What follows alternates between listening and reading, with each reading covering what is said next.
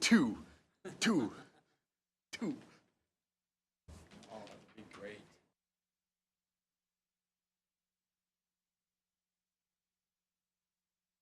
It's a little illegal.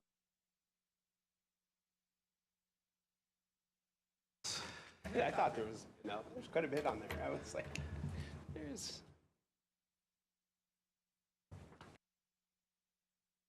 Testing us.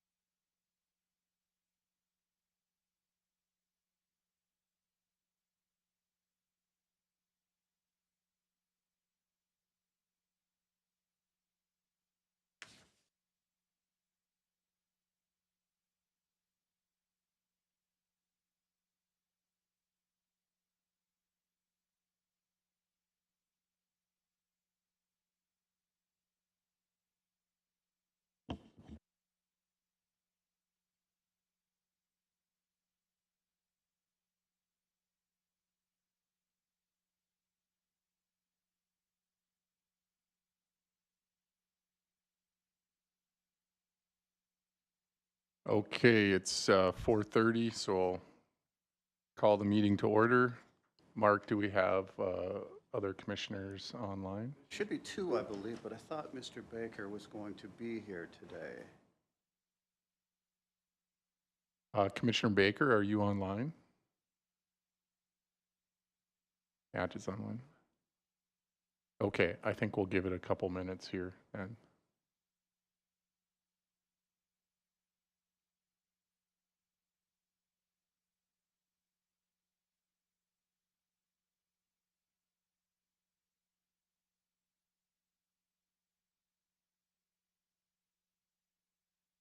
Know if the screens are active, Joel. It's not on, I wonder. You see him in the meeting? No. I saw him briefly up there, so I thought there was a connection.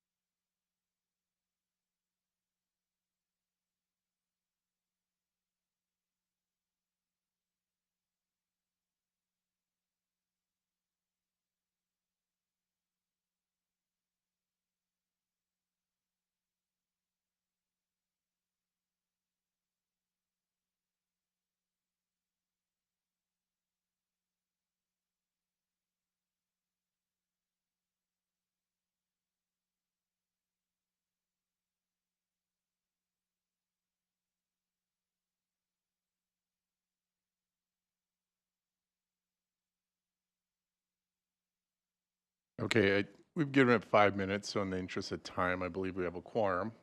So I think we'll move forward, and if the other commissioners join us, more the merrier.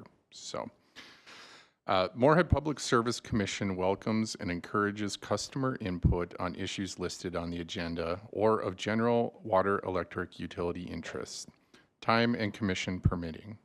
Speakers are limited to 3-minute presentations. Customers wishing to address the commission regarding a specific agenda item will be afforded an opportunity during the discussion of that item. Customers wishing to speak on matters not listed on the agenda will be given the opportunity to do so under the heading Customers to be Heard Recognitions. Each person requesting the opportunity to speak is asked to fill out a request to speak form located on the table in the back of the room and present it to the administrative assistants in attendance at the meeting. Any follow-up or feedback will be done by email on anything that cannot be resolved this evening. I'll call the meeting to order. John, do we have a roll call vote for that, or? Okay.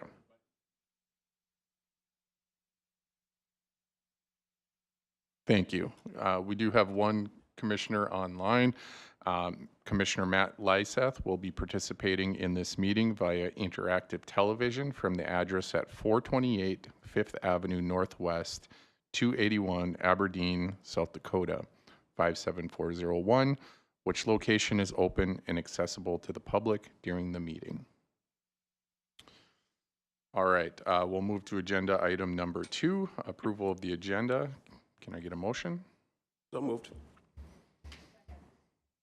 All right. Motion by Commissioner Ness, second by Councilwoman Borgen. Roll call vote. Commissioner Ness, Yes. Councilwoman Borgen, Commissioner Lyseth, Yeah. and Commissioner Paulson. Aye. Next agenda item is to approve the consent agenda. Can I get a motion? So moved. Second. We have a motion by Councilwoman Borgen, second by Commissioner Lyseth. Councilwoman Borgen, Yes. Commissioner Ness, Yes. Commissioner Lyseth, Yes. and Commissioner Paulson. Aye. Agenda item number 6, customers to be heard. Don't believe we have anyone, Mark. This time I'm not aware of any, no. Okay. So we'll move to agenda item number 7. Would like to add to it recognitions, though. We did have 2 employees reach milestone anniversaries between last meeting and this meeting, so we'd like to recognize them. The first was Adam Benhart, construction manager, 15 years, on March 9th. And Dennis Otto, a utility service worker, reached 10 years on March 11th. So we'd like to thank them for their service and hopefully many, many more years. Excellent. Well, thank you, Adam and Dennis, and it's certainly a dedication to Moorhead Public Service, and we appreciate that. Thank you, Mark. Agenda item number 7, old business. Any old business commissioners have? No? Okay. We'll move into reports. We'll have the city council report. All right, thank you. I did note that Travis included in his report something about the Moorhead on the Moorhead Day at the Capitol, but I thought I'd just give you a little bit more information about that because it was really a great meeting, and we were so happy that Travis came, and I think he found it to be very valuable as well. So there were about 30 business owners, the different schools, Moorhead Public Schools, the tech school, Moorhead State, Concordia were all represented. And we met with over 15 different legislators, gave us their time. So the chamber actually coordinated the meeting.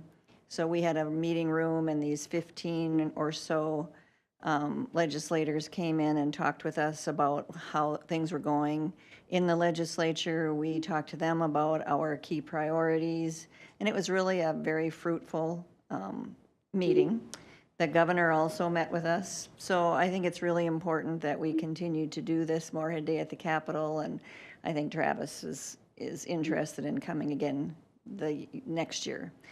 The day after those 2 days, there was also a legislative work group meeting where we met with several other legislators to go through the Moorhead priorities and get authors for our bills, et cetera. And that was all went very well. The flood mitigation is one of our top priorities, sales tax exemption for construction materials on the library loop, a 5-year extension on the Moorhead TIF district, the border cities legislation, and then there was also some talk about our Moorhead Cultural Mall. We didn't really discuss that with many of the legislators, but since that time, we have now gotten an author for a bill for the Moorhead Cultural Mall too, which is really good. So overall, I think it's been kind of a busy month with the legislative work group on the council, and I've been really honored to be on that. So, any questions? All right, thank you.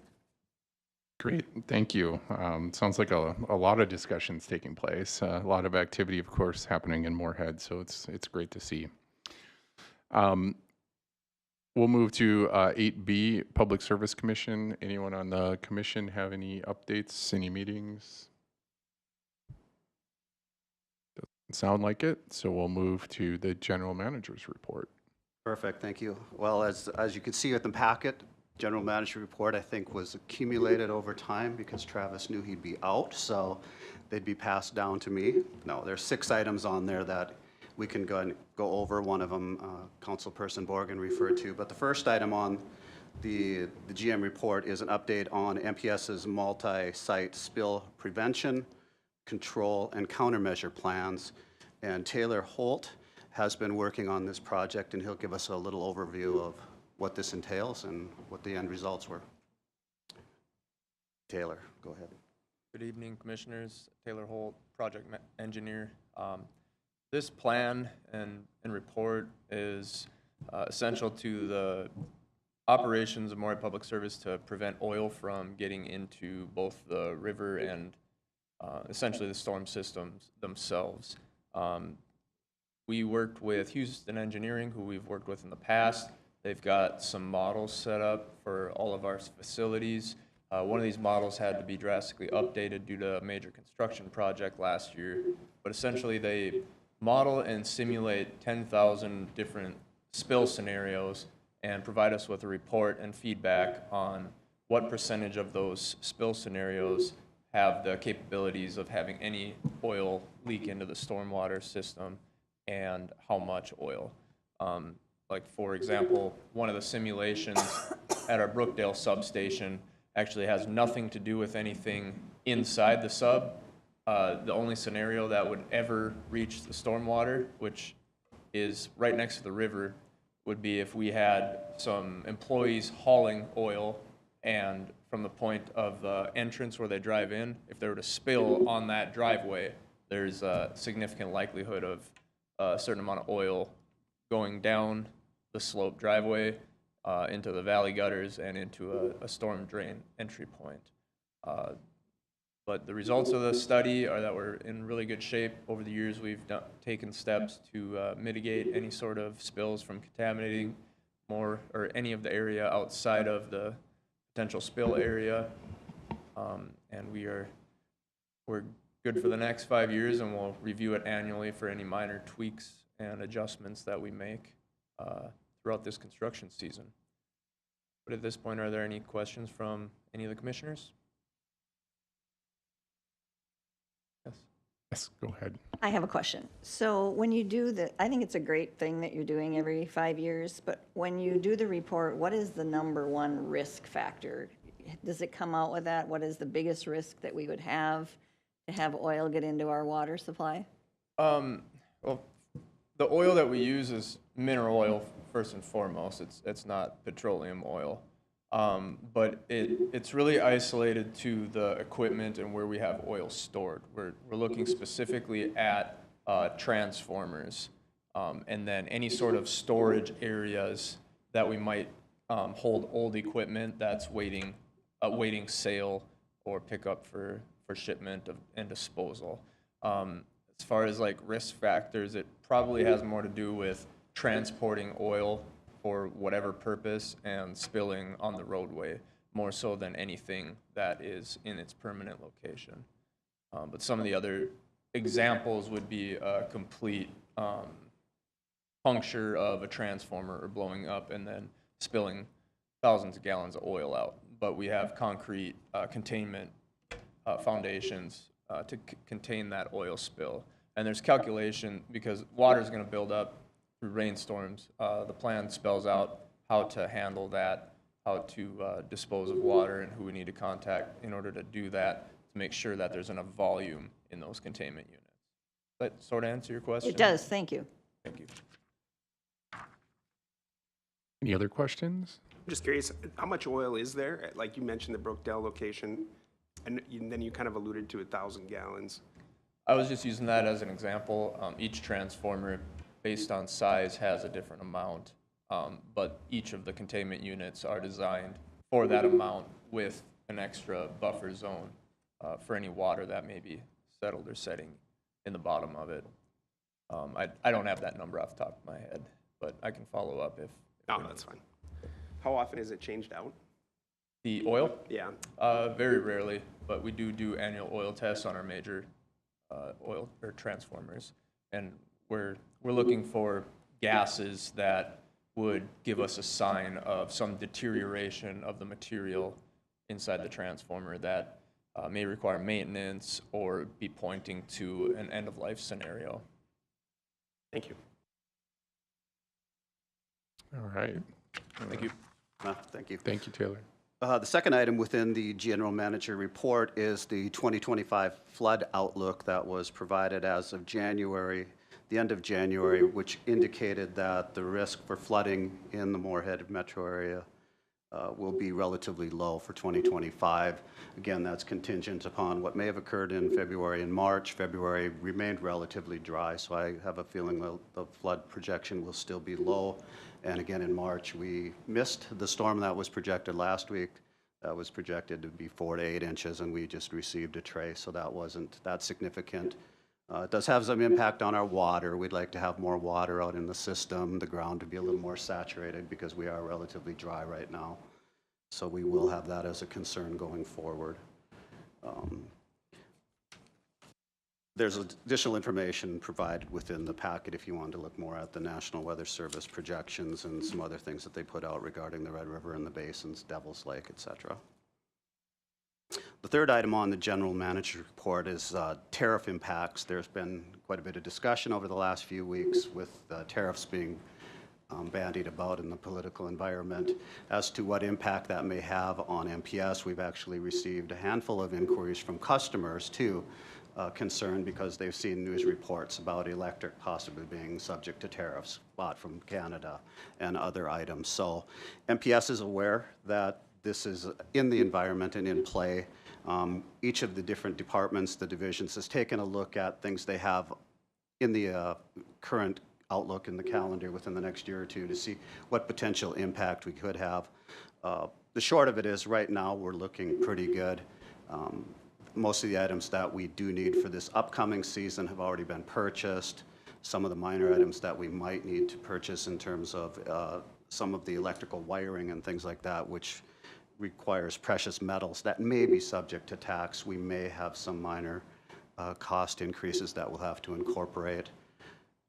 But within that, the water division, we put together some information stating that the lime that we use, which is a considerable amount of our chemicals, is actually sourced from Canada.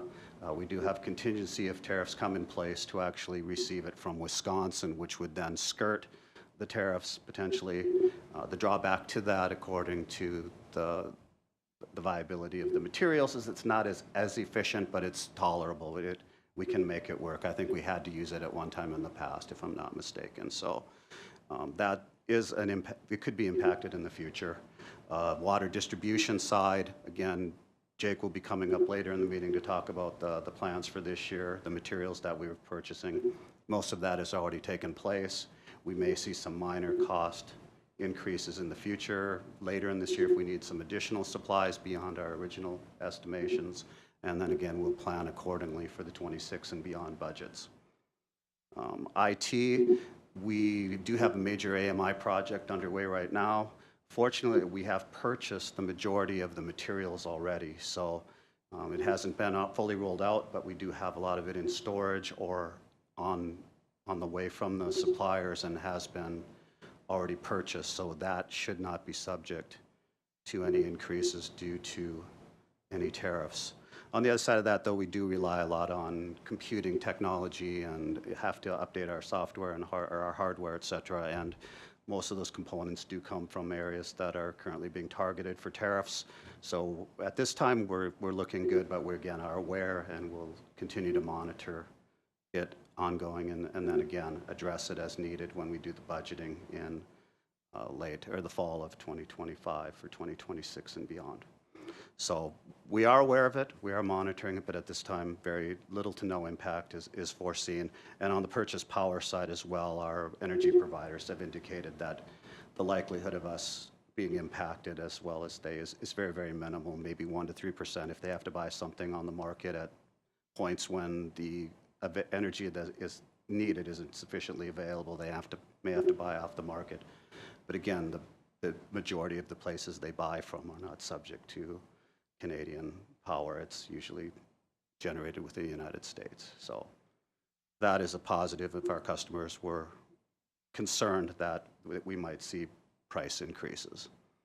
And of course, as such, we would have to have formal rate hearings if we were to impose rate increases, and there'd be a 30-day comment period. So there'd be at least 60 to 90 days advance notice if we were to have to do any rate increases to our electric and water rates. The next item that's on the GM report was an update on APPA legislative rally. Notes indicate that General Manager Schmidt, Moorhead Mayor Shelley Carlson, and Commissioner Paul Baker attended the meeting in Washington, D.C. late February.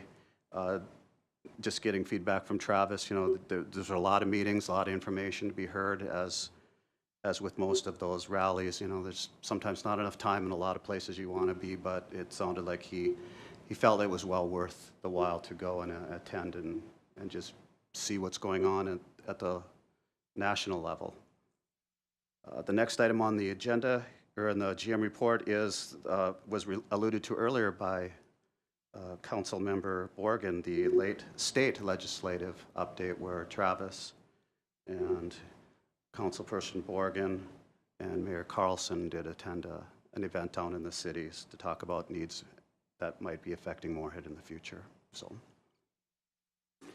And last but not least, Moorhead's Public Service received a thank you note from the National Alliance on Mental Illness for the sponsorship that was provided, I believe, at the last meeting.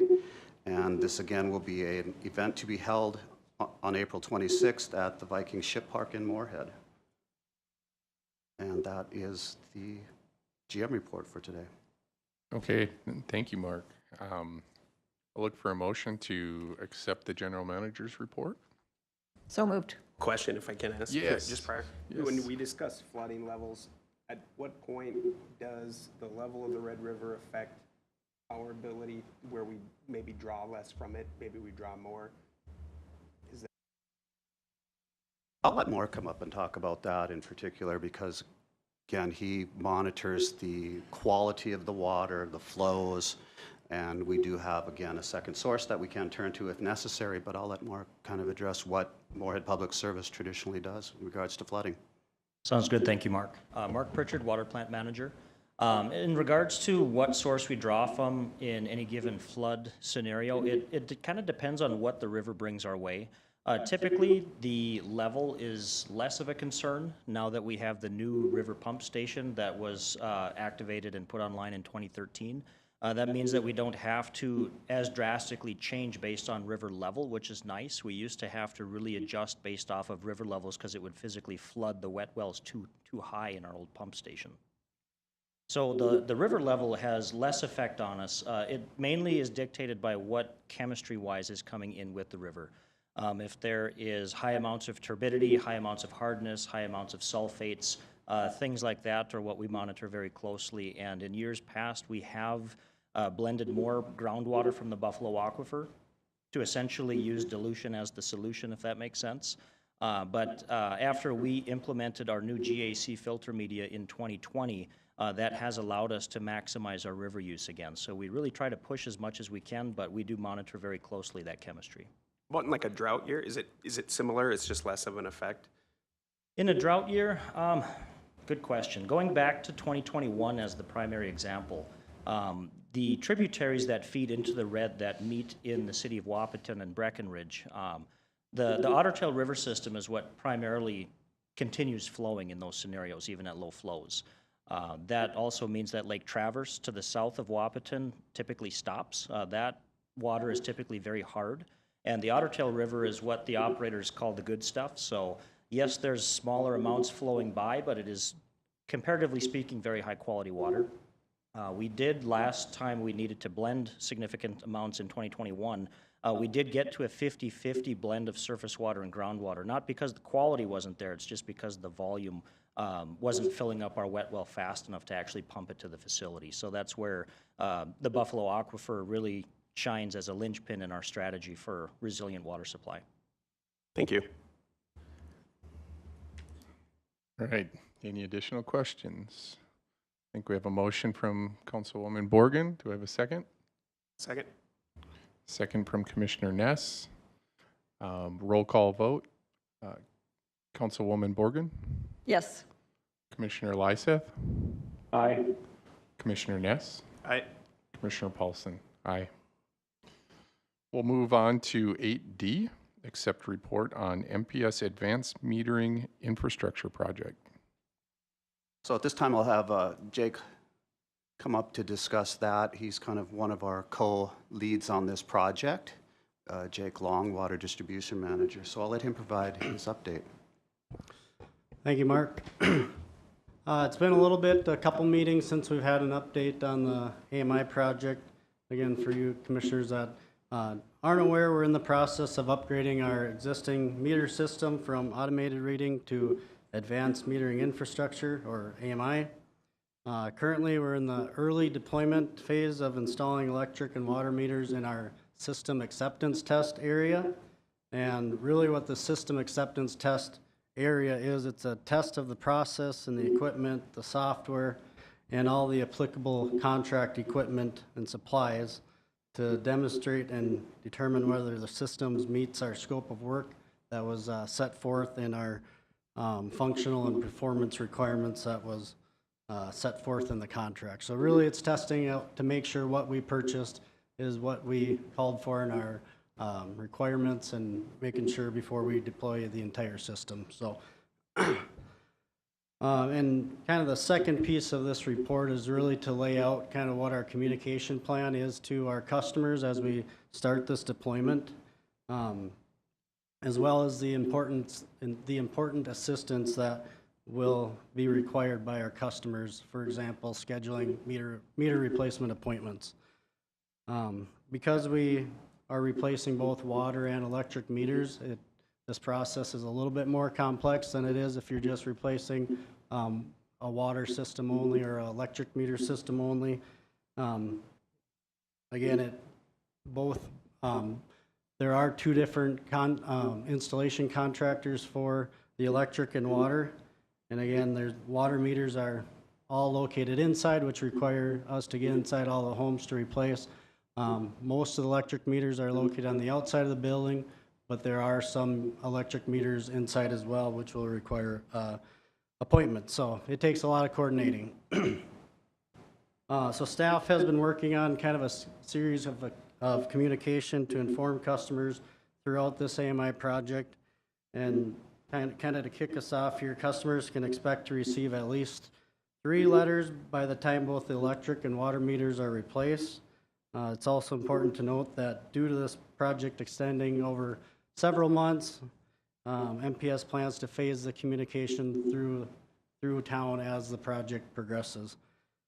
In our agenda item, you can see a flow chart kind of showing the communication plan. Our first letter is just an introductory letter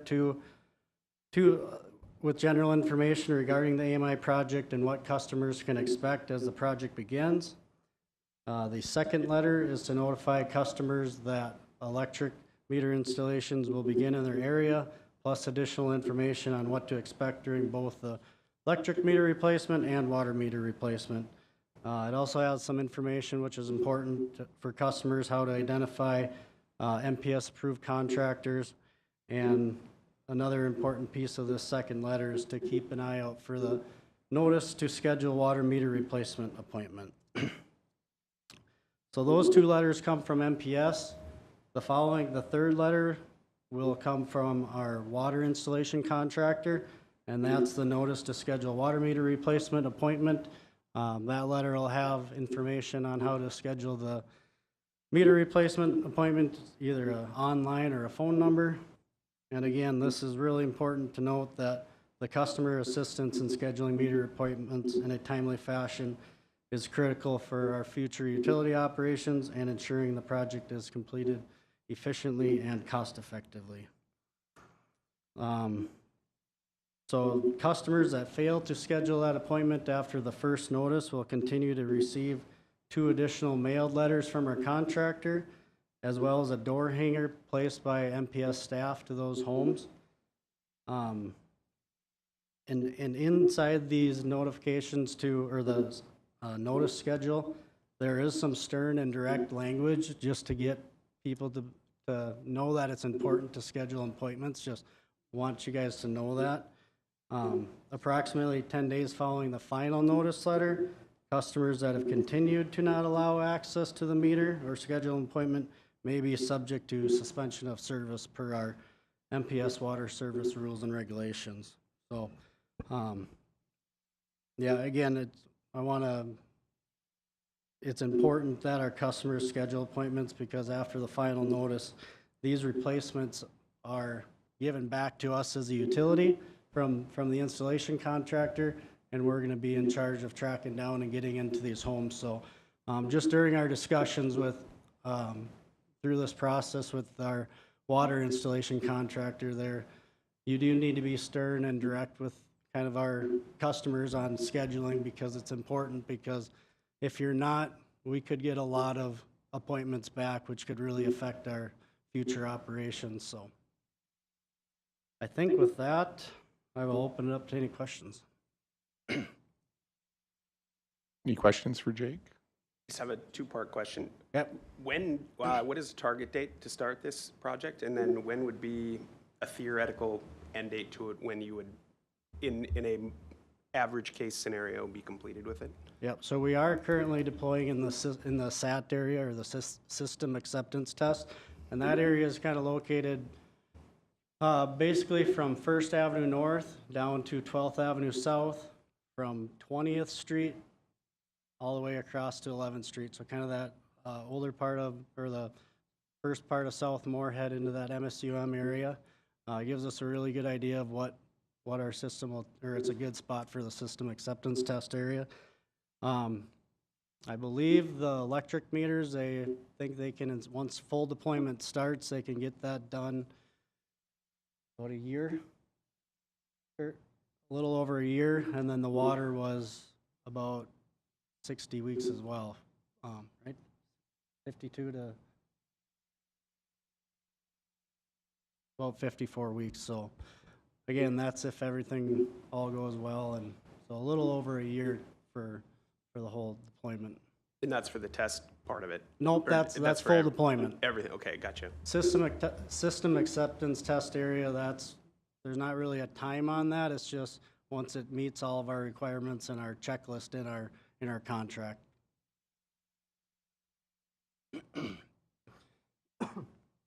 Any other questions for Jake? I'll just extend some gratitude to you, Jake, and your team, and Kurt. I know how difficult these projects are. I've done them personally. They're not fun, and planning is key, and it looks like you have a good process here. We wish you the best of luck, and thanks for the update. Yep, thank you. So I'll take a motion to accept the report on the AMI project. So moved. Right, I have a motion from Commissioner Lyseth. Do I have a second? Second. Yeah, a second from Commissioner Ness. Roll call vote. Councilwoman Borgen, Yep. Commissioner Lyseth, Aye. Commissioner Ness, Aye. and Commissioner Paulson. Aye. Move to agenda item number 11, approval of task order agreement for professional services with Short Elliott Hendrickson Incorporated. All right, I'll start with this one. This is an item that our Water Division is working with, and we'll have Mr. Pritchard come up to describe what this process is and what the purpose. Thank you, Mark. Mark Pritchard, Water Plant Manager. As Mark had stated, this task order agreement for professional services with Short Elliott Hendrickson is meant to be a continuation of the work that we had started with them in January of 2024. So the existing task order that we have with SEH is used for the rehabilitation and the replacement of our ozone generation equipment. That is under the existing master services agreement that we have. That is a 10-year contract that was started up in August of 2015, and it goes through August of 2025, so this summer. In that same time frame, in that same August 2025 timeframe, we anticipate to have the remaining design elements complete for our ozone generator replacement project, and we are hopeful to be into the bidding administration and preparation for the construction phase at that time. So in order to facilitate a smooth transition from the design phase to the bidding to construction, we thought it prudent to re-up that new master services agreement a couple months early, and that is the item that we have within item 11 here tonight. So at this time, there are no direct financial changes based off of this. All of the task order work that we have pre-budgeted is within the existing 2025 budget already, and this is allowing for the continuation of that engineering process. So with that, I'd be happy to answer any questions the commission may have. Any questions? Okay. I'll look for a motion then to approve the task order agreement. Make a motion? I'll second. Got a motion from Commissioner Ness and a second from Councilwoman Borgen. Roll call vote. Councilwoman Borgen. Yes. Commissioner Lyseth. Aye. Commissioner Ness. Aye. Commissioner Paulson. Aye. Thank you, Mark. We'll move on to agenda item number 12, approve cooperative and self-performed water main improvement projects. And I believe we'll have Jake back up. And at this time, you'd probably be able to address item number 13 because it kind of falls into line with number 12. It's a part of the process. So he can discuss the projects that are intended as well as the parts and materials that we're purchasing for these projects.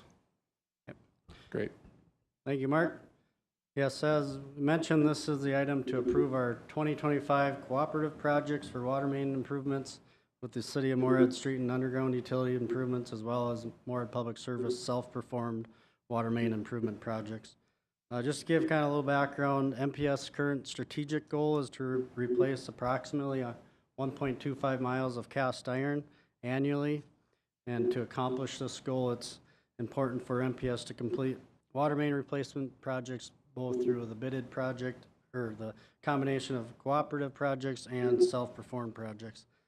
MPS's water division budget is about $1.6 million to complete the design and the construction for all of these 2025 projects listed in the table. Listed in the water improvements tables are projects that are currently planned for this year. MPS and city staff continue to coordinate and plan these to best fit both project needs. And as I mentioned, you can see there's a combination of self-performed projects, which is completed by MPS staff, as well as bidded projects through the city's street improvement projects. In 2023, MPS began the process of including water main replacement projects within the city's bidding documents for the street and utility improvement projects. Again, this year there's two separate projects. Those projects bids have been opened by the city for these projects, and overall, the cost came in a little bit, higher than expected, approximately $175,000 higher than the engineer's estimate. And with that, based on previous years, the MPS self-performed projects have came in under budget, so we're hoping to offset some of those extra costs within our budget, within the overall water main budget. But any remaining costs over budget would need to be covered by reserves and looked at again during the 2026 budget process.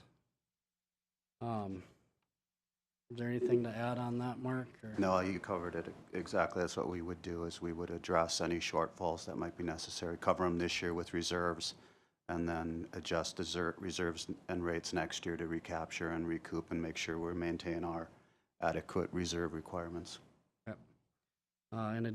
Again, in addition to the cooperative projects, MPS will self-perform additional water main improvement projects, and these are, a couple of them are in city street improvement projects, and there's one other one just in a failure-prone area of town which needs to be replaced kind of sooner rather than later. So overall for this year, MPS is proposing to complete approximately right around 9,000 feet of water main replacement, or a little over 1.5 miles. MPS crews are scheduled to replace approximately 60% of that, while the remaining 40% is in the cooperative bidded projects with the city. I think with that, I can take any questions. Questions for Jake? I have one, Jake. So we're self-performing a number of these projects, and I noticed it indicated pipe bursting. Does MPS do our own pipe bursting, or is that subcontracted? It's subcontracted. Okay, so we do the connections, and that would, I'm assuming then these streets are not going to be ripped up then, other than the service line connections to the main? Right. We do a combination different methods for the replacement. If it's a mill and overlay project, we'll still do some pipe bursting, because we do put that first, the 4 inches of asphalt in our excavation pits. But this project that's on our agenda item, that one is a project that we're restoring the road fully. So pipe bursting is a good method for this one, as well as there's a lot less sewer conflicts on this as well. So. Okay, and the two projects that are in conjunction with the city, do we bid the water out separately in a separate bid package, or does that get put in with the city's bids? On the bidded projects on this table? Yep. They're within the city's bidding documents. There is a sub tab of the water main improvements included in that. Okay. But it's included in their overall contract documents. Okay, great, thank you. Generally, Moorhead Public Service is presented with a bill after the project is done, and then we'll reimburse the city from our funds as part of our budget. Oh, okay, so the city does all the contract administration work then? Yes, yeah, I didn't go over that this year on it, but yeah, the contract, or the city holds the contracts, but we provide an inspector, a water field technician goes out, inspects the water main, keeps track of quantities, and then we work with the city on what those quantities were as the city's putting together pay items. Okay, great.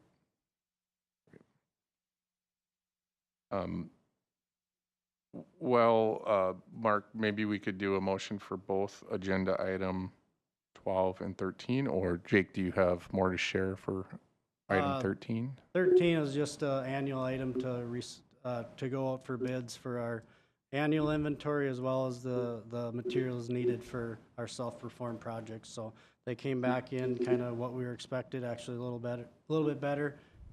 We had, I think we estimated a little bit over 300,000, and it was about 284,000 when it came back. So I don't really have much to add on that. It's just our annual materials and our materials needed for water main replacement projects.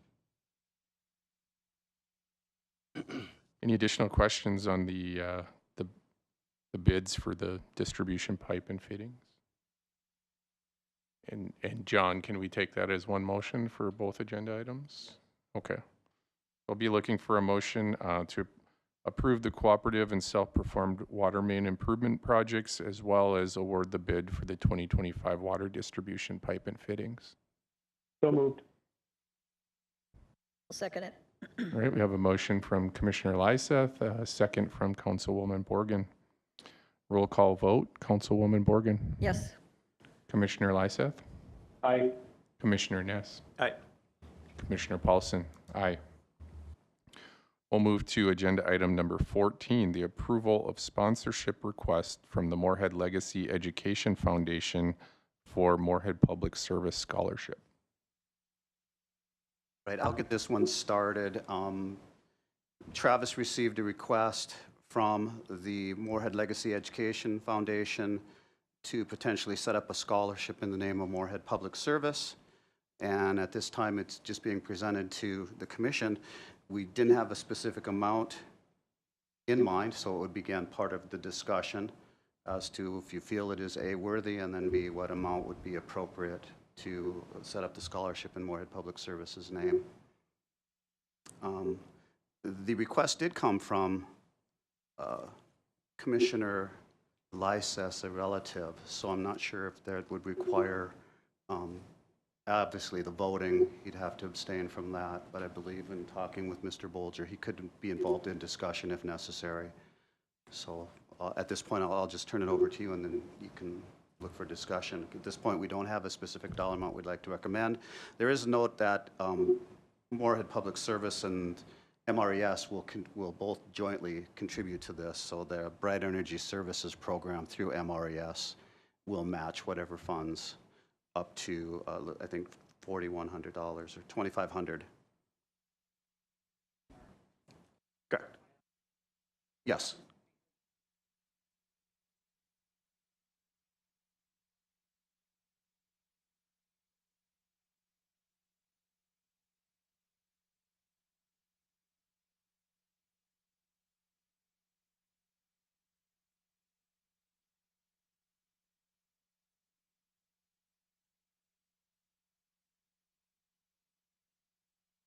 Okay, thank you for the clarification. So there are two parts to this. One is a calendar that we could contribute to, and the other is a scholarship. Okay.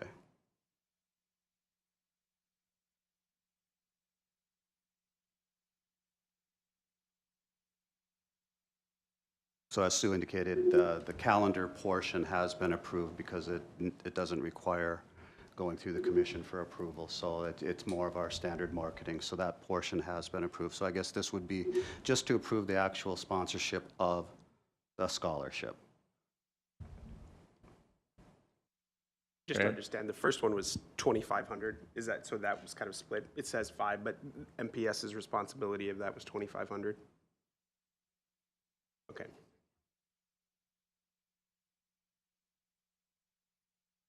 Well, may I?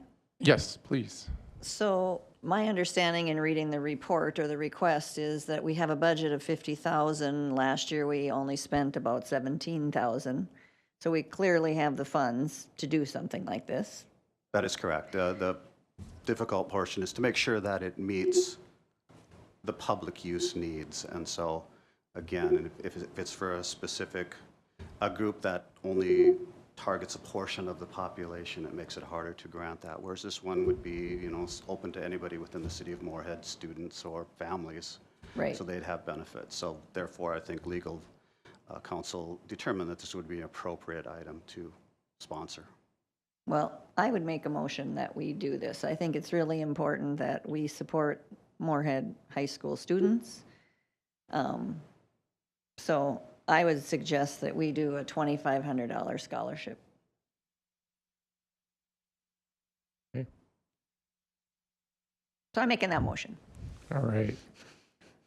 Any discussion or a second? There, just for discussion, there was an allusion to the, that we had participated in the past. Does anybody know what any prior donations were? The vibe I got when I read it was is that there was, and then I went to the scholarships website just to check, and I did not see MPS listed as a donor for 2024. but I almost felt like they had done something in the past, and I was just curious what that dollar amount would be. It seems like they gave out approximately over 100, just over 100,000 for, or excuse me, just over 84 students getting roughly over $1,000 each, so just over 100,000, which is great for Moorhead kids. Anybody know a prior dollar amount? I don't know if MPS has contributed to this. Not directly to this Yep. program, but Right. in the past, and again, we've done the district calendars. They did previously offer a sponsorship or a scholarship program that was actually kind of monitored and awarded by our energy service provider. And that, I think, ceased occurring 5-6 years ago and was kind of put on hold. And so there was in the prior past scholarships that MPS would contribute to, but it, again, hasn't occurred for a number of years. For a number of years, there also was doing some scholarships through the tech schools to encourage line workers. And I think that has kind of been on hold for a few years as well. So this is kind of getting back into the scholarship world by creating this item here. I do have a question. Yes. So from a legal perspective, can we say that this scholarship is for the tech school or a 2-year technical degree, or does it have to just be open to anyone for anything? I believe the understanding is that we want to make it as less restrictive as possible. And again, they would set the criteria as to it's awarded. I think our only involvement would be we provide the cash, and then they Yep. would set the criteria as how it would be rewarded. In my previous life, that's the way we did it too. It was just cleaner and more legal to just say, we're going to give you this money and you award it to the person, the school can award it to the person they feel is most deserving. Yeah, at this point, we want to kind of be hands-free as to deciding who gets it, but we just want to make it available.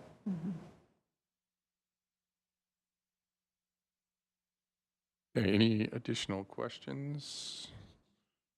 All right, Councilwoman Borgen has a motion on the table. Second? Commissioner Ness seconds. Roll call vote. Councilwoman Borgen, Yes. Commissioner Lyseth, Abstain? Commissioner Ness, Yes. Commissioner Paulson. Aye. Do we have an issue with this because only 3 Well, are that's the eligible to majority vote? of the quorum. So that's all that matters? Okay, Yep. perfect. We still got 3, I think, so I figured that was good. Okay. All right, agenda item 16, I don't believe we had anticipated closed session, Mark? That's correct. I'm not aware of anything. Okay, and upcoming meetings, April 8th, if needed, and April 22nd of 2025. Other opportunities there, let Travis know if any of the commission members are interested in the national conferences. And item number 18, look for a motion to adjourn. So moved? Second. All right, got a motion from Commissioner Ness and a second from Councilwoman Borgen. Councilwoman Borgen, Yes. Commissioner Lyseth, Aye. Commissioner Ness, Aye. and Commissioner Paulson. Aye. Meeting is adjourned. Thank you.